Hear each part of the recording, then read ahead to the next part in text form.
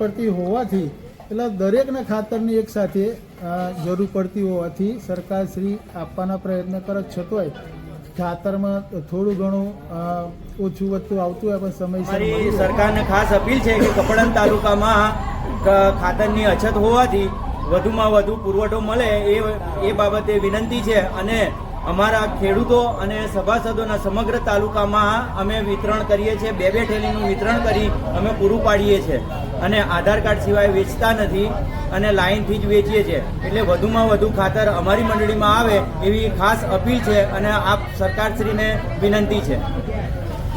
20 દિવસ શું કહેશો, આજે ખાતર મળે છે?